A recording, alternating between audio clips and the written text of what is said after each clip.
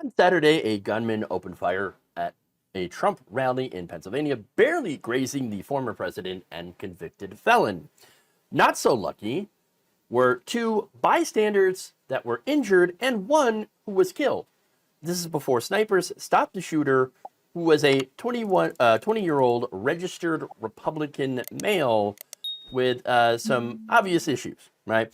Now, Corey Comperatore, who was a fighter and a huge Donald Trump fan, was among one of the ones who were killed. He died while after diving on his family members to protect them from bullets fired from the legally acquired AR-15 rifle. So first off, that's pretty horrible. Thoughts go out to her and her family, the family of Corey Comperatore. And remember, she's a regular person. They're regular people. They're regular family. To me, it's not really relevant that at this time, her husband had some pretty terrible politics. Okay? Don't really care. They're human beings and they deserve compassion just like any other human beings. If anything, having compassion might actually set a better example for other people. Now, speaking of setting a good example, Helen Comperatore was interviewed by the New York Post on Monday, and she told them that President Joe Biden had actually tried to call her. Now, that said, she declined to take the call, didn't want to speak to him. Her reasoning was the fact that her husband was a devout Republican and would not have wanted her to talk to him. Okay, I mean, a little weird, but I respect it, and here's why. If something happens to me, right, at a Bernie rally during Trump's administration, right, and Trump was president, and, Trump decided to call my wife, he would be the last person that she would want to talk to if something like that happened to me. Why? Because she despises Donald Trump. Always has. Okay? Even before he was in politics, she said he always gave her kind of an icky feeling whenever she'd see him on TV. I mean, you want to talk about women's intuition, she's got a good one, right? So, that said, right? That's her reasoning. But I get it, though. Props to him for reaching out. Anyway, that's more than what Trump did for her, okay? Now, she also said that even though she didn't think it would be appropriate to speak to Biden, she doesn't hold Biden responsible, unlike apparently a lot of other right-wingers. In fact, here's what she said. I don't have any ill will towards Joe Biden. I'm not one of those people that gets involved in politics. I support Trump. Well, there you go. I mean, that just answered the, the previous question of, wait, why are you supporting Donald Trump? I don't know. I don't get in politics, but my husband supports him. I support him. You do see a lot of people like that, okay? And that's like unfortunate, but it's part of politics, right? You also see Democratic families in some cases where it's like, I don't know, we've always voted Democrats, and so we vote Democrats. That's just what we do in this household. But I've seen it a lot more with Republican households than I have with Democratic households, to be fair. But she says, I support Trump, that's who I'm voting for, but I don't have ill will towards Biden. He didn't do anything to my husband. A 20-year-old despicable kid did, who also happened to be a registered Republican. But again, she is right. Biden didn't do anything. I mean, if anything, Biden has tried to push for policies that would prevent people like him from getting a weapon. But like I said, this was a conservative who tried to kill Trump for whatever reason and failed, and we don't know why yet. But to blame to place the blame on Joe Biden is ridiculous, which is what MAGA, a lot of online MAGA, initially tried to do. And then when those details came out about his party affiliation, they then moved to things like DEI and critical race theory. I know. So that said, Biden reached out. But what about Donald Trump? Did Donald Trump reach out? Well, no, he didn't. While he was the target of this, he did make it out of it pretty well. Yes, he hurt his ear, a little bandage there. But yeah, he was fine enough to go out golfing the next day. And then to show up at the RNC on Monday. And by the way, in between to make different calls to Nikki Haley, calls to RFK Jr. And so he had enough time to do a call to Helen Comperatore. Okay.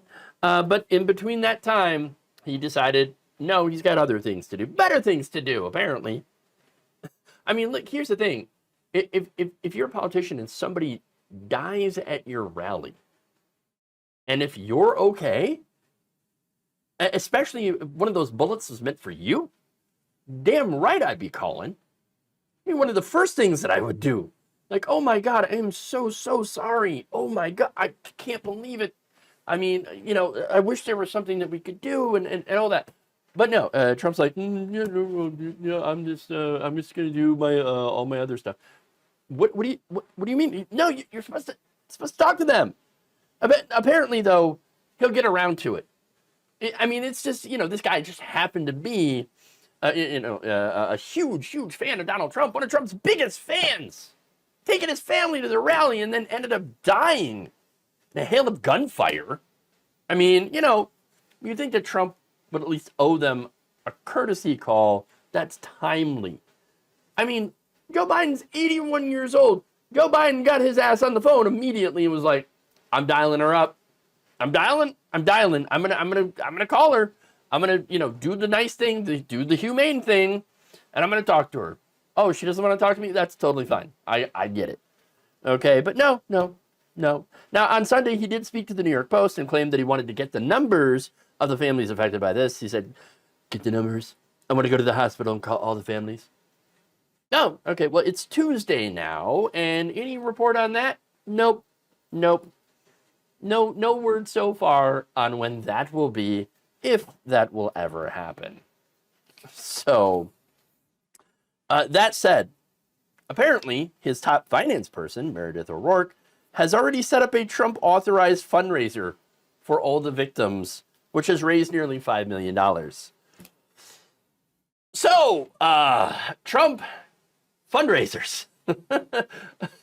I don't think that's going to turn out very well, considering his history of, fundraisers and how he ended up stealing the money, taking the money, using it, buying giant portraits of himself with that money. But we'll see what happens this time, okay? We'll see what happens. I wouldn't be shocked, though, to find out that it turns into another gigantic Trump grift. But we'll see. I mean, even that might be a little bit too much for Trump. And be like, oh no, I don't think I'm gonna go that far to steal from that charity. But you never know. You never know. There is another GoFundMe campaign though that was set up for her family, which has raised over $1 million. And like I said, I have no issues with this family. I don't really care about the bad politics. They're human beings, and yeah, they lost somebody that they care about, and there's no replacement for that. Money, whether it be money or phone call, it doesn't matter. Nothing's ever going to replace losing a loved one to senseless violence. And so the best thing that I think that anybody could do is just, offer them condolences and leave it at that. and that's what I do. That's what I'm here to do. Offer my condolences and hope that Trump at least gives her that courtesy call. I mean, that family certainly, among other things, could at least use that. Thank you for watching. If you enjoyed this video, please like, share, subscribe, hit the bell icon in order to get notified whenever a new video is released.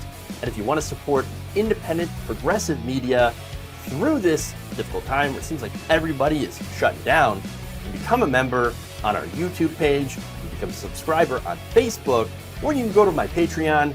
It's patreon.com/Jeff Waldorf. Thank you.